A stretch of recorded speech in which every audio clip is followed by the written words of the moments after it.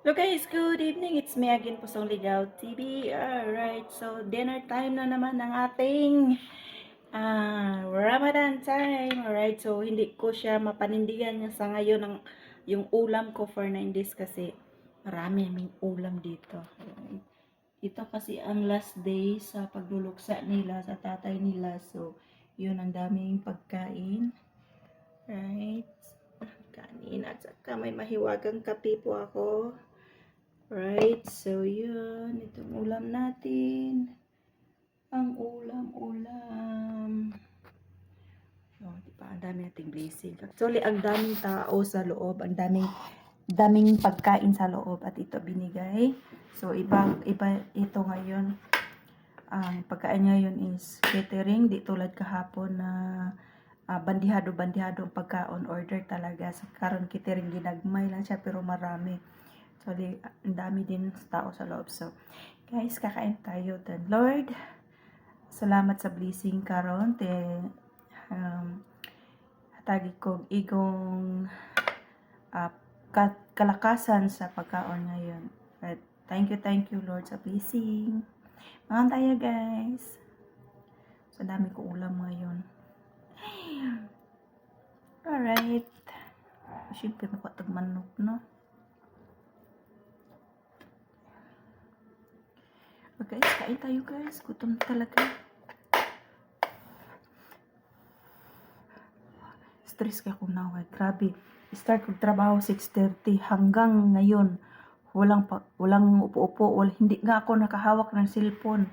Nakahawak ng cellphone saglit lang. Tapos nahuli pa ko. Ang daming pinagawa. Ang daming amo. Daming utos. So, sige lang. Sabi pa ng nanay ko, sabi ni Mother Del nga, hayaan lang daw silang utos ng utos. Kaya bukas wala na daw. Wala lang, tahimik lang ako.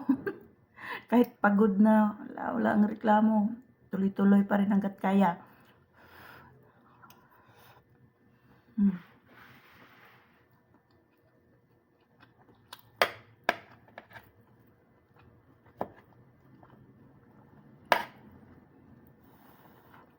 May ano dito guys, pasta.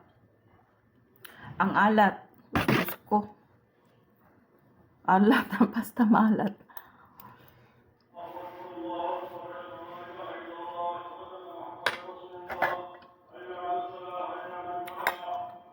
Sa lata,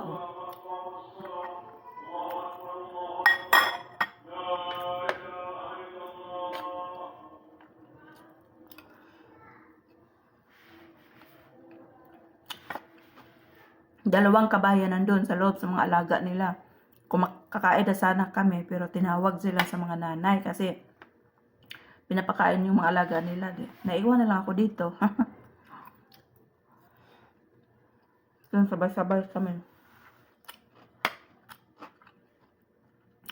Magkamahim kay Amo Manila.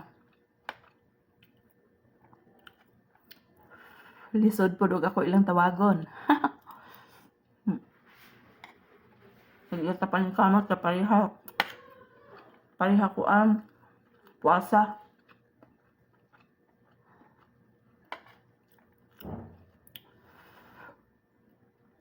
Kaan tayo, taka. Gutom ba, kurok-kurok na dyan ko guys. Pasayloan dyan ko.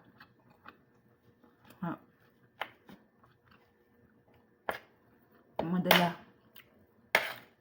Walang kain-kain. Puro trabaho, walang kain-kain. So, kanina hindi ko talaga kinaya. Kanina inom dyan ko kape. Pinatago lang talaga. Hindi ko mahuli. Hindi naman bawal kumain. Sa akin na, respeto ba? Kasi alam nila nagsayim ko. Tapos makita nila ako na may iniinom pa. Mawala sila ng respeto. Mawala ng ano ba? Basta ano? Hanggang dito na lang guys. Para makatarong ko kaon guys. Labay na baka mahuli din ako. Patapos na siguro sila kain sa loob. Thanks for watching. dinner, Ramadan, 5th of Ramadan. Pang 5 araw na ngayon. Thanks for watching guys. Bye-bye.